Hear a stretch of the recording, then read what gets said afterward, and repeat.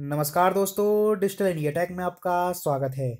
दोस्तों, railway bumper भर्ती यानी कि ग्रुप डी की 1 लाख वैकेंसी का ऑफिशियल नोटिफिकेशन रेलवे ने जारी कर दिया है। तो दोस्तों, इस वीडियो में हम यही बात करने वाले हैं, पूरे इसके ऑफिशियल नोटिफिकेशन को जानेंगे। साथ ही दोस्तों, क्वालिफिकेशंस के बारे में, एलिजिबिलिटी क्या क्या है, पोस्ट कौन सी है, कहाँ पर कितनी वैकेंसी हैं, सीबीटी मोड, सब कुछ पूरे ऑफिशियल आपको इस वीडियो में मैं आपको बताने वाला हूं। तो दोस्तों, वीडियो को एंड तक देखते रहिए। साथ ही दोस्तों, अभी तक जिन्होंने मेरे चैनल को सब्सक्राइब नहीं किया है तो प्लीज़ चैनल को सब्सक्राइब करके बेल आइकन को दबाना ना भूलिए। चलिए स्टार्ट करते हैं।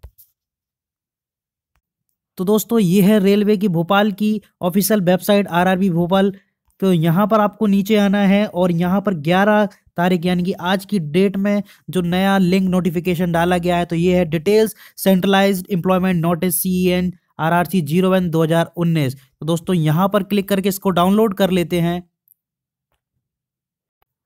तो दोस्तों ये है रेलवे का ऑफिशियल नोटिफिकेशन जो कि जारी हो चुका है। सबसे पहले हम इंपॉर्टेंट डेट्स के बारे में हम बात कर रहे हैं। तो डेट ऑफ पब्लिकेशन जो नोटिफिकेशंस की है, जो शॉर्ट नोटिस आपका जो आया था वो आपका 23 फरवरी में जो आ चुका था। अब जो opening of online registration start है वो 12 मार्च 2019 यानी कि कल शाम को 5 बजे से इसका रजिस्ट्रेशन स्टार्ट हो जाएगा। साथ ही इसकी जो क्लोजिंग डेट है रजिस्ट्रेशन की वो होगी 12 अप्रैल 2019। 12/4/2019 को 12 अप्रैल 2019 जो है इसकी लास्ट डेट है। साथ ही दोस्तों ऑनलाइन जो इसकी फीस की जो डेट है वो है 23 अप्रैल। SBI चालन की 18 अप्रैल, पोस्ट ऑफिस की 18 अप्रैल। साथ ही दोस्तों फाइनल जो उसका सबमिशंस होगा वो होगा 26 अप्रैल 2019 को। ये इसकी जो लास्ट डेट है। ठीक है दोस्तों, और CVT की बात कर लें यहाँ पर तो जो आपको टेंटेटिव रखा गया है सितंबर अक्टूबर मंथ। ठीक है, सितंबर अक्टूबर मंथ इसका टेंटेटिव डेट रखी गई है। तो दोस्तों इसका कल से रजिस्ट्रेशन स्टार्ट हो जाएगा, आप लोग फॉर्म फिल कर सकते हैं। अब दोस्तों वैकेंसी की बात करें तो दोस्तों इस बार जो वैकेंसी रिक्रूट की है वो रेलवे की जो ग्रुप डी की वैकेंसी रिक्रूट की है वो रेलवे यानी कि RRC रेलवे रिक्रूटमेंट सेल ने की है। जो कि आपकी टोटल सेल्स कितने हैं, 16 सेल्स हैं। तो टोटल जो आपकी 16 सेल्स से वैकेंसी आई हुई है, जिसमें आपके सेंट्रल रेलवे जिसका हेडक्वार्टर कहाँ है, मुंबई सेंट्रल रेलवे का, तो इसमें UR की वैकेंसी है 3557, SC की 1398, ST की 759, OBC की 2656, EWS यानी कि जो जनरल कैंडिडेट है जिनको 10% का आरक्षण दिया है, EWS total vacancy, ex serviceman, CC यानी अप्रेंटिस वाली वैकेंसी यानी कि 1870 वैकेंसी आपकी अप्रेंटिस की दी गई है, PWVD और बैक PWVD। तो यहाँ पर आपकी जो वैकेंसी दी गई है वो टोटल सेंट्रल रेलवे की कहाँ दी गई है, 9345 टोटल वैकेंसी है। साथ ही लास्ट वैकेंसी हम बात कर रहे हैं वेस्टर्न रेलवे की, तो यहाँ पर जो टोटल वैकेंसी दी गई है 10,734। इस प्रकार यहाँ पर जो रेलवे ने टोटल वैकेंसी रिक्रूट की है वो कितनी की है, 1,03,769। ठीक है, तो यहाँ पर आपके लिए बहुत सारी वैकेंसी आई हुई हैं। हर जोन, हर जो आपके रिक्रूटमेंट सेल हैं वहाँ पर आप देख के फॉर्म को फिल कर सकते हैं। मैं आगे बताने वाला हूँ कहाँ पर किस जोन में कितनी वैकेंसी हैं। तो दोस्तों आगे हम बात करें इसमें तो यहाँ पर आपकी जो फिक्स वैकेंसी है यानी कि जो रिजर्वेशंस मिला है, reservation for SC ST OBC EWS PW जितना भी जो रिजर्वेशन है टोटल उनकी सीट है 56,504। Assistant appointment, assistant bridge trackman, ये सब वैकेंसी यहाँ पर दी गई है। अब दोस्तों इंपॉर्टेंट बात ये है कि यहाँ पर जो इसकी लास्ट डेट है वो 12 अप्रैल 2019 है। और साथ ही दोस्तों इसका जो ऑनलाइन प्रोसेस है केवल और केवल ऑनलाइन मोड है। आप आपकी इसकी जो ऑफिशियल वेबसाइट है वहाँ पर इसका लिंक दिया गया है ऑनलाइन का, तो आप वहाँ से ही आप इसको फॉर्म को फिल कर सकते हैं। अदरवाइज और किसी भी मोड से ये फॉर्म फिल नहीं होगा। साथ ही दोस्तों यहाँ पर आपको केवल और केवल एक फॉर्म भरना है। यहाँ पर लिखा है application to more than one railway will lead to rejection of all the applications. तो यहाँ पर दोस्तों आपको केवल एक ही फॉर्म भरना है। जो भी आप रिक्वायरमेंट सेल्स जो आप फिल करते हैं उसके अलावा आप उसमें चेंज नहीं कर सकते हैं और एक से ज़्यादा भी आप नहीं भर सकते। उस कंडीशंस में आपका जो फॉर्म है वो रिजेक्ट कर दिया जाएगा। उसके बाद स्टेज ऑफ एग्ज़ाम की बात करें तो the exam shall be computer based है। CVT railway administration reserve the right to conduct the CVT in the either single or multi stage mode candidate qualifying in the CVT shall we have to undergo physical efficiency test, यानी कि सबसे पहले आपका CVT होगा, उसके बाद PET होगा यानी कि फिजिकल इफिशिएंसी टेस्ट, जैसा कि अभी पिछली लास्ट वैकेंसी में होना है। उसके बाद वो होगा आपका document verification and medical examination. दोस्तों रेलवे को ये हक है, ये अगर सीवीटी 1 यानी कि कराने के बाद अगर इनको लगा वैकेंसी में कुछ भी या कैंडिडेट्स ज़्यादा मिलते हैं तो ये दोस्तों सीवी2 सेकंड भी करा सकते हैं। लेकिन फिलहाल इस नोटिफिकेशन में उन्होंने फाइनली नहीं कहा है कि सीवी2 होगा, लेकिन अगर इनको ज़रूरत पड़ी तो ये करा सकते हैं। कॉल लेटर की बात की जाए तो आपको ये ऑफिशियल वेबसाइट पर मिल जाएगा। नॉर्मलाइजेशन की बात करें तो नॉर्मलाइजेशन इस पूरे प्रोसेस में भी होगा, क्योंकि जो आपका एग्जाम है वो अलग अलग प्रोसेस में होगा, अलग अलग स्टेज में होगा। तो यहाँ पर आपके जो मार्क्स हैं वो नॉर्मलाइज होंगे। ठीक है, शॉर्ट लिस्टेड फॉर पीईटी की बात करें तो दोस्तों यहाँ पर आपकी जो वैकेंसी है उसका 3 गुना 3 टाइम ऑफ वैकेंसी यहाँ पर पीईटी के लिए स्टूडेंट्स को सिलेक्ट करेंगे। जैसे मान लिया टोटल है 1 लाख वैकेंसी, तो यहाँ पर टोटल जो कैंडिडेट्स हैं पीईटी के लिए सिलेक्ट होंगे वो 3 लाख सिलेक्ट होंगे। ठीक है दोस्तों, अगर किसी रिक्रूटमेंट सेल में 5,000 वैकेंसी है तो वहाँ पर इसका 3 गुना यानी कि 15,000 जो आपके स्टूडेंट्स हैं वो सिलेक्ट होंगे पीईटी के लिए। ठीक है दोस्तों, यहाँ पर भी नेगेटिव मार्किंग होगी, नेगेटिव मार्किंग रखी गई है 1/3 negative marking.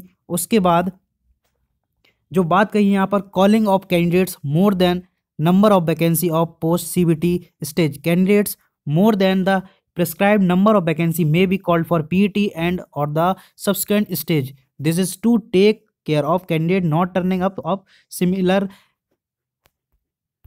exigencies in the requirement process। तो दोस्तों यहाँ पर जो टोटल वही बात है, जो अब रेलवे अगर इसको जरूरत पड़ी तो यहाँ पर ये सीवीटी 1 के अलावा भी सीवीटी 2 करा सकता है। फिलहाल इसमें कोई कंडीशंस नहीं है कि ये सीवीटी 2 कराएगा। आपका सीवीटी के बाद पीईटी होगा, उसके बाद डॉक्यूमेंट वेरिफिकेशन देन मेडिकल। ठीक है, उसके बाद देखिए दोस्तों यहाँ पर लिखा है RRB RRC reserve the right to introduce additional CBT and और PET additional DVETC without assigning any reason, यानी कि आरआरबी को ये हक है अगर इनको लगता है तो ये सीबीटी 2 अदर भी करा सकते हैं। फिलहाल तो ऐसा नहीं होने वाला है, केवल सीबीटी 1 होगा, उसके बाद पीईटी होगा, बहुत ही कम चांसेस है सीबीटी 2 सेकेंड के। उसके बाद हम आगे अगर हम बात करते हैं तो मेडिकल की, तो मेडिकल में दोस्तों आपको यहाँ पर 6 टाइप के मेडिकल शो किए गए हैं, जहाँ पर आप अपने मेडिकल के हिसाब से फॉर्म फिल कर सकते हैं। दोस्तों यहाँ पर जो भी ग्लासेस वगैरह लगाते हैं वो ये फॉर्म को ज़रूर फिल कर सकते हैं, कोई दिक्कत नहीं होगी। तो वो अपने हिसाब से पोस्ट को देख लीजिए, तो वो यहाँ पर फिल कर सकते हैं। उसके बाद हम आगे इसमें हम बात कर रहे हैं तो इसमें कौन कौन से लोग जो फॉर्म फिल कर सकते हैं, तो वो इंडिया के जो सिटीजन्स हो, a subject of Nepal, a subject of Bhutan. तो दोस्तों ये सब जो उसकी एलिजिबिलिटी है यानी कि जो नेशनलिटी है वो उसको फिल कर सकते हैं। एज की बात की जाए तो जो एज एक बड़ा फैक्टर है, एज की बात की जाए तो यहाँ से 18 वर्ष से 33 ईयर्स यानी कि 18 से 33 ईयर्स तक के जो इसके बीच में लाई कर रहे हैं वो फॉर्म को फिल कर सकते हैं। और साथ ही दोस्तों यहाँ पर जो रिजर्वेशन की बात कही है, ओबीसी को 3 साल, एससी एसटी को 5 साल, तो वो अपने यहाँ से रिजर्वेशन के अकॉर्डिंग भी फॉर्म को फिल कर सकते हैं। उसके बाद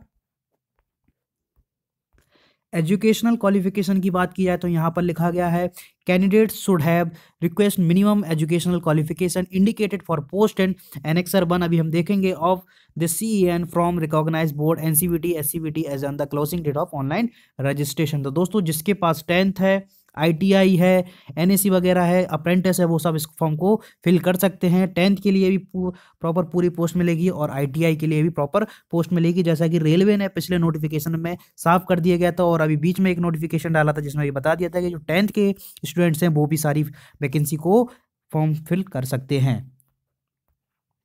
एग्जामिनेशन फीस की बात करें तो दोस्तों ये तो सभी को पता है, एग्जाम जो उसकी फीस है वो 500 है UR कैटेगरी की, OBC के लिए, जबकि SC ST के लिए 250 है। इसमें रिफंडेबल होगी 400। ठीक है, जो दोस्तों यहाँ पर 400 रुपये जो फीस है वो आपकी रिफंडेड होती है UR और OBC की, जबकि SC ST की टोटल पूरी फीस रिफंडेड होती है 250। तो दोस्तों यहाँ पर आपकी जो फीस है वो 500 OBC UR और 250 है SC ST।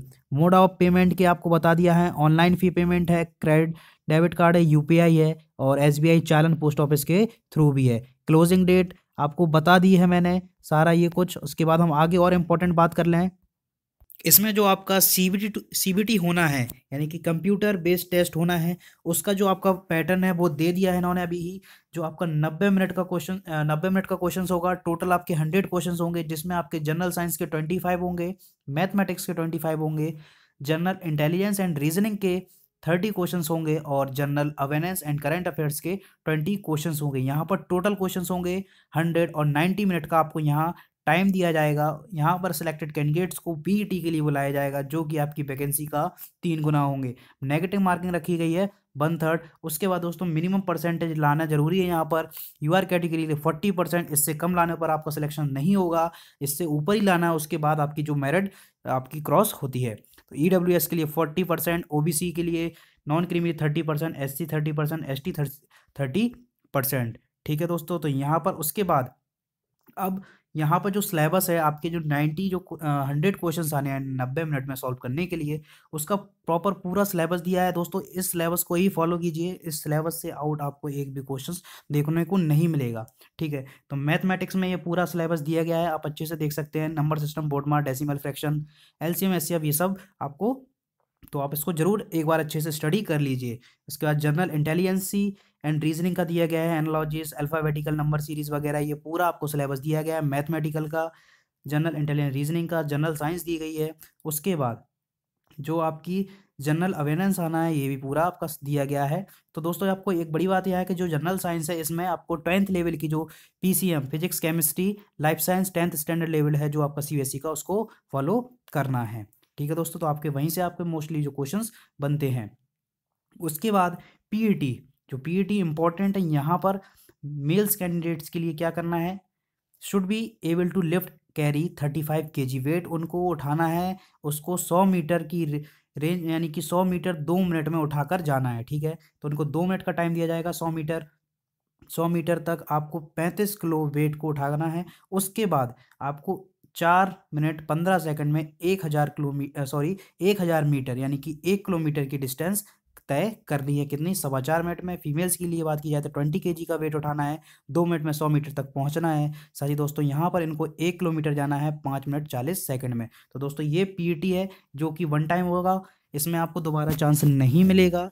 और जो कि मेल कैंडिडेट के लिए 35 kg का वेट है। दोनों कंपलसरी हैं, वेट भी और ये रनिंग भी 1 किलोमीटर, और यहाँ पर भी दोनों कंपलसरी है, 20 kg weight and 1 kilometre 5 minute 40 second में। यहाँ पर पीईटी जो क्वालिफाई कर जाएंगे, उसके बाद उनको बुलाया जाएगा डॉक्यूमेंट वेरिफिकेशन के लिए, देन आपका होगा मेडिकल। तो दोस्तों ये था पूरा इसका ऑफिशियल नोटिफिकेशन। आई हो आप सबको पूरा नोटिफिकेशन समझ में आ गया होगा। और दोस्तों आप इसको एक बार नोटिफिकेशन को फॉर्म फिल करने से पहले नोटिफिकेशन को प्लीज़ अच्छे से एक बार स्टडी कर लीजिए करेगा, ताकि आपको बहुत आसानी हो आगे हर एक प्रोसेस में। तो दोस्तों ये वीडियो पसंद आया हो तो प्लीज़ वीडियो को लाइक जरूर करें, फ्रेंड्स में शेयर करें, और चैनल को सब्सक्राइब करना ना भूलें। धन्यवाद।